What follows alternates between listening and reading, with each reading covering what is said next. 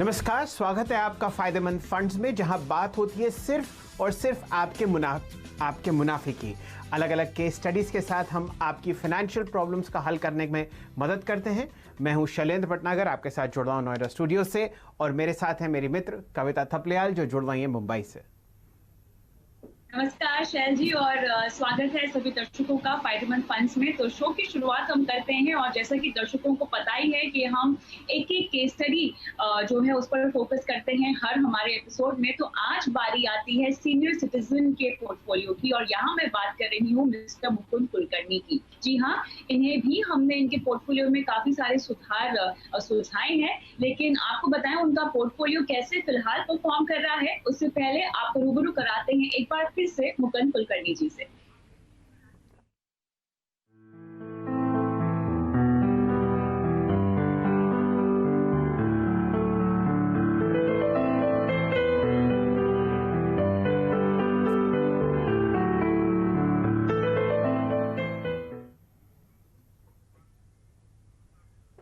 तो आप हैं मुकुंद कुलकर्णी साहब, 77 साल की उम्र है, रिटायर हो चुके हैं, और कुल 4 फंड्स में खासकर इनकम और बैलेंस्ड ओरिएंटेड फंड्स में मुकुंद साहब ने लगभग 5-5 लाख रुपए लगाए हैं। वन टाइम इन्वेस्टमेंट है, जहां पर इनकी लाइफ सेविंग्स लगी हुई हैं। रेगुलर इनकम के साथ साथ मुकुंद साहब ने इसमें एक सिस्टमैटिक विड्रॉल प्लान भी लगाया है, और इनके परफॉर्मेंस जो फंड्स की है वो बहुत ज़बरदस्त तरीके से शानदार है। आप देखिए, वैसे तो आपको इक्विटी मार्केट में बहुत उथल पुथल दिख रही होगी, लेकिन ये एक बहुत ही शानदार और बहुत ही शांत किस्म का पोर्टफोलियो है। यहाँ पर आपको रिटर्न्स बहुत अच्छी तरीके से आते हुए दिख रहे हैं। अगर आप Y2D यानी कि जनवरी 1 सन 2020 से फिलहाल 7 अगस्त 2020 तक देखें। इनमें आपको कुछ डिटेल्स हैं, वो आपको कविता जी देंगी। सही कहा, शांत पोर्टफोलियो है वो, इसीलिए भी क्योंकि ये रिटायर्ड हैं, तो हमने काफी एहतियात बरत के जो है इनको पोर्टफोलियो सुझाया है। और शैल जी, अगर दर्शक भी गौर करें तो इसमें आप देख सकते हैं कि SBI मैग्नम है, HDFC banking and PSU debt fund है, ICICI प्रूडेंशियल कॉर्पोरेट बॉन्ड है, और यूनियन बैलेंस एडवांटेज फंड है। क्योंकि ये रिटायर्ड है तो इसीलिए बहुत ज्यादा रिस्क अपने इन्वेस्टमेंट में नहीं ले सकते हैं, क्योंकि अब मौका आ गया है या वक्त है जितनी भी इन्होंने कमाई की है उस पर इनको कमाई मिले, और वो कैसे होगा हमने बताया है। कुल मिला के हम देखें तो इन चारों फंड्स में एब्सोल्यूट रिटर्न 5.5% से लेकर 9% के आसपास है। कमोबेश हम देखें जनवरी से लेकर अब तक शैल जी लगभग 7% से ज्यादा रिटर्न इनको अब तक मिल चुका है।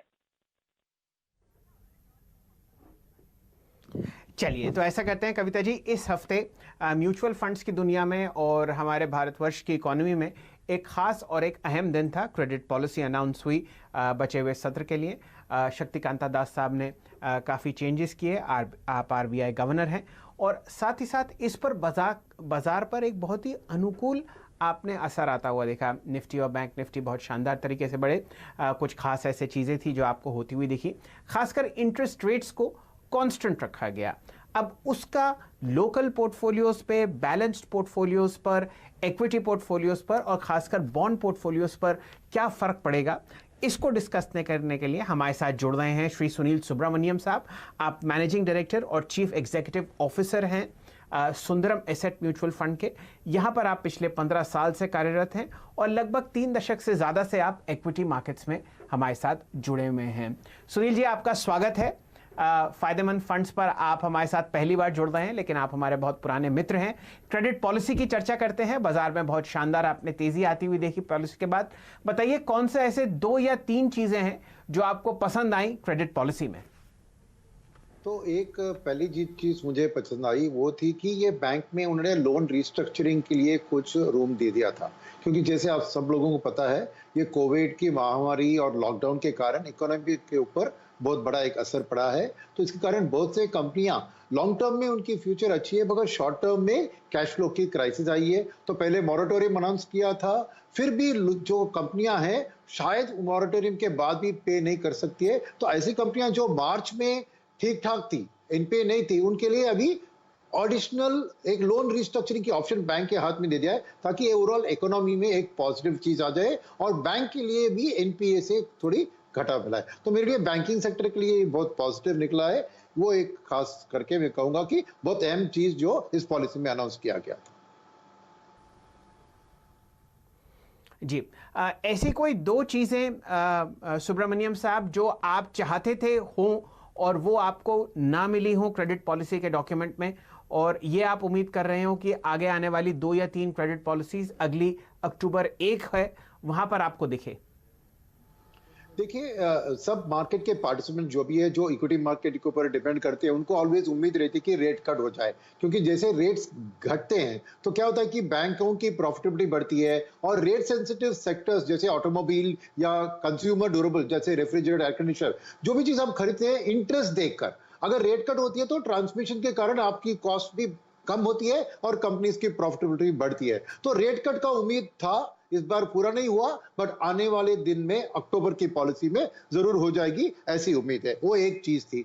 दूसरी चीज थी कि आरबीआई की ओर से कि बैंक के बारे में, क्योंकि पब्लिक सेक्टर बैंक के ऊपर बहुत असर पड़ा है, बहुत ज्यादा थे, तो शायद बैंक रिकैपिटलाइजेशन या बैंक का कोई हल देने का क्या, ऐसी बात कुछ उम्मीद थी, वो नहीं हुई, शायद वो भी आने वाले दिन में हो सकते हैं। तो मेरे ख्याल में बैंक रिस्ट्रक्चरिंग और रिकैपिटलाइजेशन और लोन का जो रिस्ट्रक्चरिंग रेट कट का, ये 2 उम्मीद थी जो अभी नहीं हुई, शायद आने वाले पॉलिसी में हो सकती है। सुनील जी, यहाँ पर महंगाई को भी थोड़ा सा फोकस में लाना है, क्योंकि अभी तो फिलहाल असर उठाते हुए नहीं दिखाई दे रही, लेकिन क्या आपको लगता है कि दिवाली या उसके बाद तक महंगाई एक बहुत बड़ा कंसर्न बन सकता है आरबीआई के लिए? और साथ ही बाजार का रुख दिवाली तक आप कैसे देखते हैं, क्या देखते हैं सुनील जी? देखिए, ऐसी चीज है कि ये जो क्रॉप की प्राइस राइज है ना, वो थोड़ी अननेचुरल है इस बार, क्योंकि रबी का हार्वेस्ट अच्छा था। अभी खरीफ में सोइंग की खबर जो आ रही है, फर्टिलाइजर की डिमांड की खबर आ रही है, और मानसून की आउटलुक अच्छी है, तो मेरे ख्याल से फसल खरीफ की अच्छी होगी, तो उसके कारण फूड प्राइसेस थोड़ी दबे होंगे, तो इन्फ्लेशन में उसका असर नहीं होगा। सेकेंड चीज जो है, ऑयल का दाम इंटरनेशनली, क्योंकि वर्ल्ड अभी भी रिसेशन से बाहर नहीं निकला है, तो ऑयल का दाम भी थोड़ा सॉफ्ट है, तो ये 2 सप्लाई साइड के इन्फ्लेशनरी प्रेशर घटते हुए दिख रहे हैं। तो मेरे को दिवाली के आसपास इन्फ्लेशन बढ़ने की, नॉर्मली दिवाली में डिमांड बढ़ता है तो इन्फ्लेशन बढ़ने की गुंजाइश होती है, पर इस बार मैं समझता हूं इस फसल के कारण इन्फ्लेशन दब के ही रहेगी, तो इसलिए क्रेडिट पॉलिसी में रेट कट का माहौल बन सकता है। मार्केट की हालत में सोचता हूं कि एक ही जो चीज है, ये सॉफ्ट इंटरेस्ट रेट और आरबीआई की सपोर्टिव पॉलिसी, और गवर्नमेंट शायद कुछ और स्टेप्स इकोनॉमी को रिवाइव करने के लिए अनाउंस करे, तो इसके लिए मेरे ख्याल में मार्केट की आउटलुक अच्छी रहनी चाहिए। खाली एक चीज है, अमेरिका की इलेक्शन, तो वो एक चीज है जो फिलहाल में अनसर्टेनिटी दिलवाती है, क्योंकि बाइडेन और ट्रंप में जमीन आसमान का फर्क है उनकी आउटलुक के बारे में, तो मार्केट उसके ऊपर थोड़ी एक वॉलेटिलिटी दिखाएगी। खाली वही एक चीज हमें स्टडी करना चाहिए कि नवंबर 2 को इलेक्शन होता है यूएस में, तो दिवाली के आसपास है। जी, तो सुनील जी, हाँ, सुनील जी, आपसे वो अहम प्रश्न पूछते हैं जो हमारे दर्शक सुनने के लिए आतुर हैं। ये बताइए कि इस क्रेडिट पॉलिसी के बाद और बचे हुए साल के लिए, क्योंकि हम ऑलरेडी आधा साल तो निकाल चुके हैं, कौन कौन से ऐसे सेक्टर्स होंगे जहां पर आप ध्यान देना चाहेंगे? गोल्ड फाइनेंसिंग का एक ऐसा हिस्सा है जहां पर कुछ फेरबदल हुआ और वो वहां की एनबीएफसीज को पसंद नहीं आया, तो बताइए कौन से ऐसे 1-2 सेक्टर्स हैं जहां पर आप निवेश में या तो परसेंटेज बढ़ाएंगे या वहां पर आप नया निवेश करने की इच्छा रखेंगे इस क्रेडिट पॉलिसी के बाद? ठीक है, मैं 3 सेक्टर आपको पॉइंट आउट करूंगा। पहली चीज है, मेरे को क्या है कि बैंकिंग सेक्टर, क्योंकि कुछ दिन से ये लॉकडाउन और कोविड का महामारी के टाइम से ही बैंकिंग सेक्टर पे थोड़ी दबाव आई थी। अब आरबीआई ने तुरंत बहुत लिक्विडिटी भी दिया है, बैंक में भी लेंडिंग थोड़ी बढ़ रही है, तो मेरे ख्याल में जो वी शेप रिकवरी की बात करते हैं इकोनॉमी में, उसमें बैंक्स का बहुत बड़ा हाथ होगा।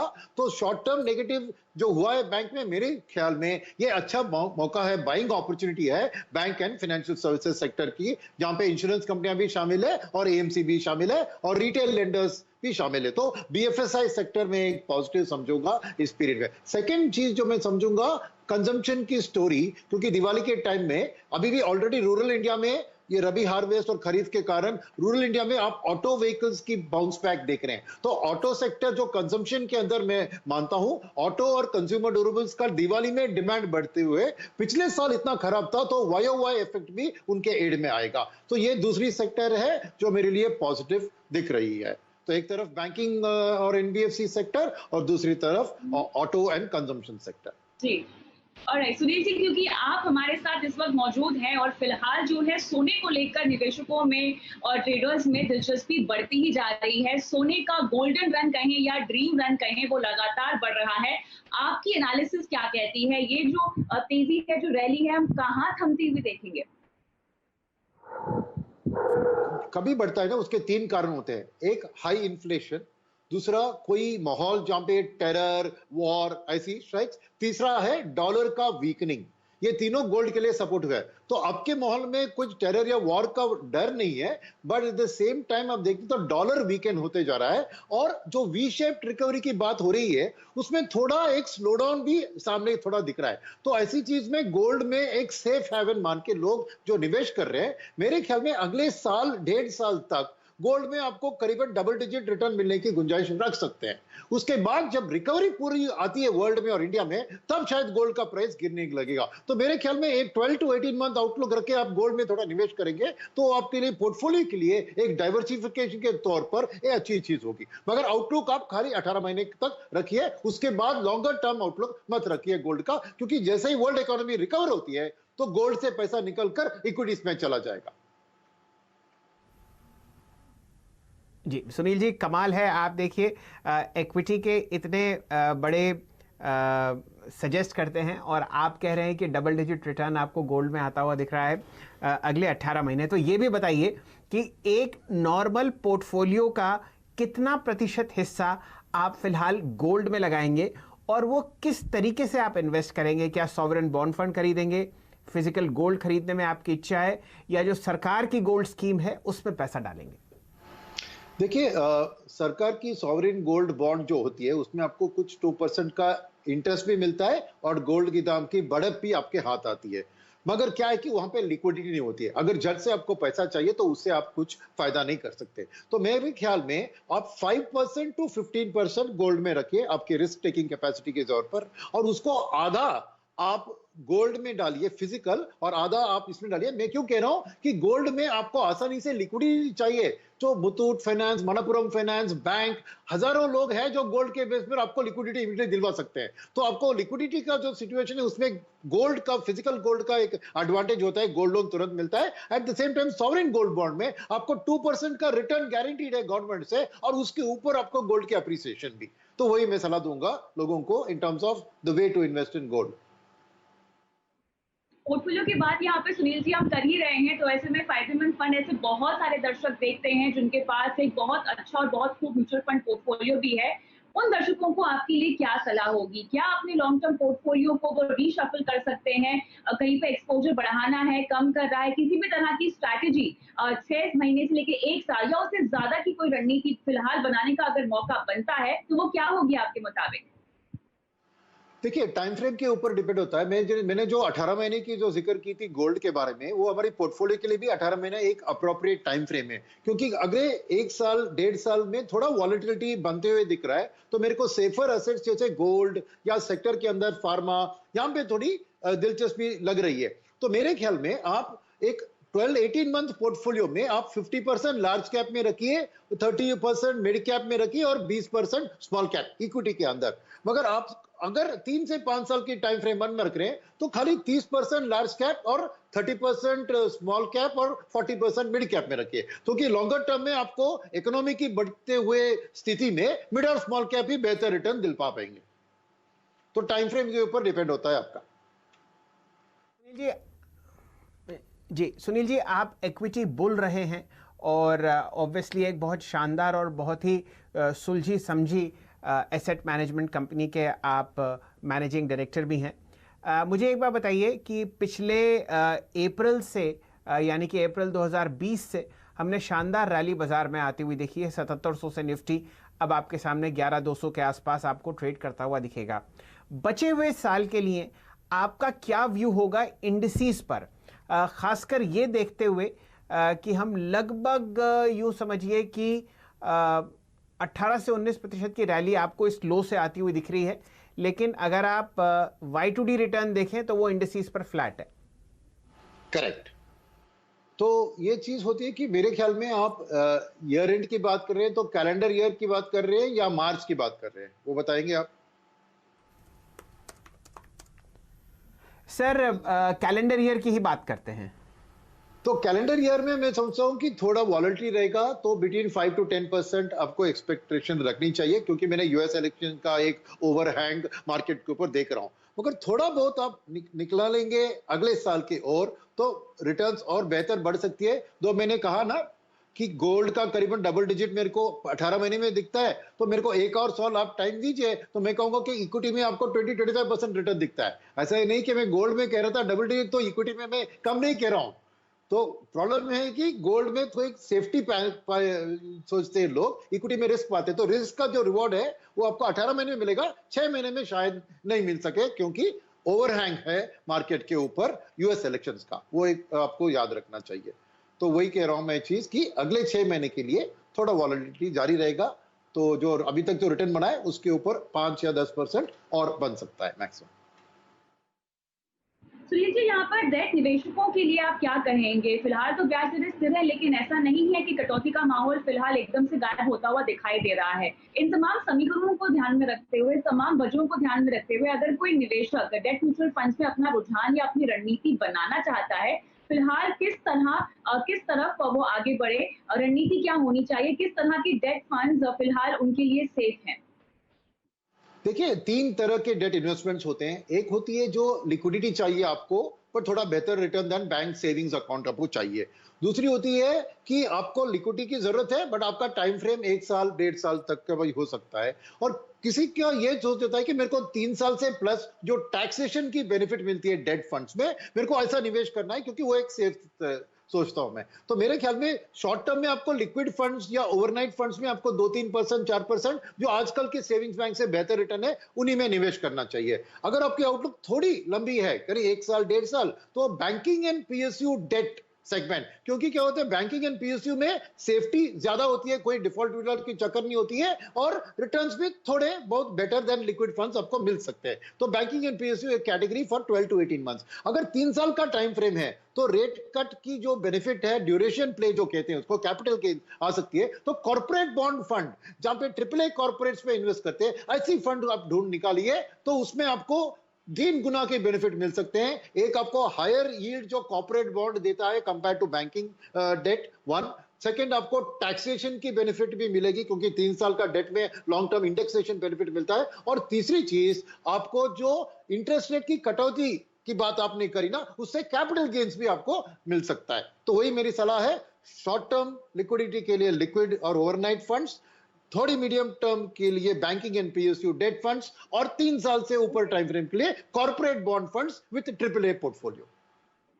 ऑलराइट, तो बाजार में ट्रेडिंग करनी हो या अपने म्यूचुअल फंड पोर्टफोलियो में आपको कोई सुधार करना हो, सुनील जी ने यहाँ पर आपको दी है 360 डिग्री सजेशंस, राय और सलाह। बहुत बहुत शुक्रिया समय निकालकर CNBC आवाज से जुड़ने के लिए और फायदेमंद फंड्स पे आज आने के लिए सुनील जी।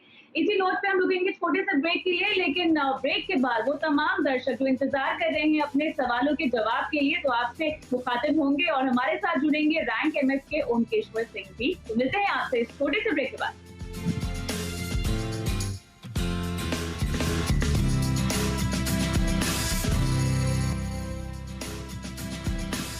स्वागत है आप सभी का फायदेमंद फंड में एक बार फिर से। और अब बारी आती है दर्शकों के सवाल इस शो में शामिल करने की। पहले दर्शक हमारे साथ फोन लाइन पे जुड़ रहे हैं नीरज जी।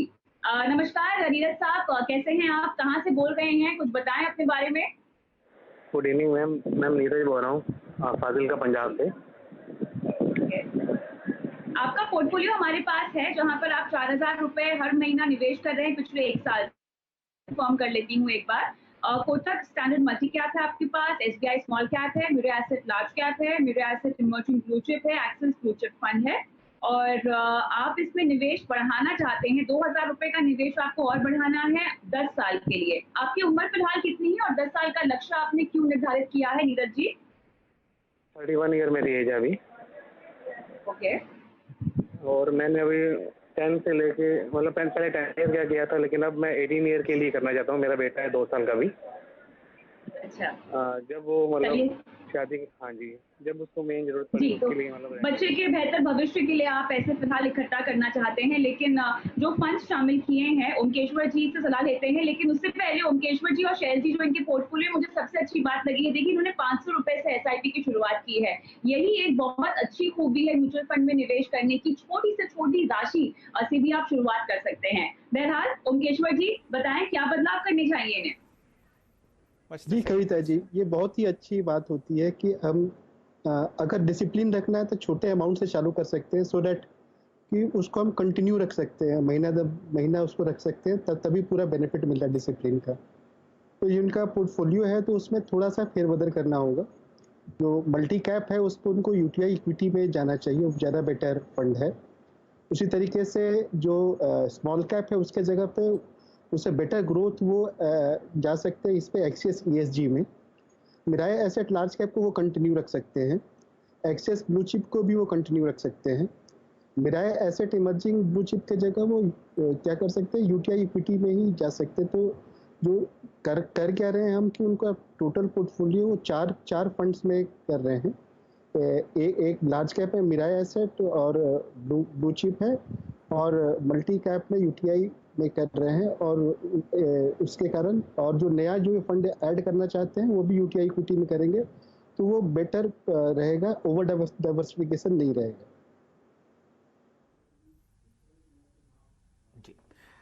चलिए नीरज जी, आपको उम्मीद है कि ये जो फंड्स हैं पसंद आए हैं और आप लिखने की कोई चेष्टा ना करें। जो भी नया पोर्टफोलियो है आपको वो हमारे ट्विटर हैंडल पर और CNBC आवाज़ के ट्विटर हैंडल पर जुड़ा हुआ मिलेगा आपके नाम के साथ। चलिए हमारे दूसरे कॉलर हैं श्री सैयद जी। सैयद जी स्वागत है आपका।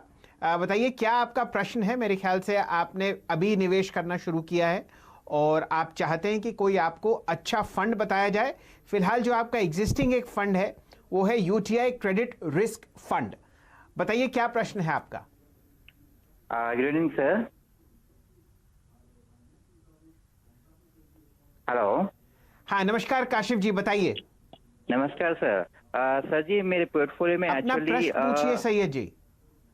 सर जी UTI क्रेडिट फंड मैंने लास्ट 2 मंथ्स बैक मैंने ऐड किया है पोर्टफोलियो में मेरे। मैं एवरी मंथ जो है 1100 SIP कर रहा हूँ।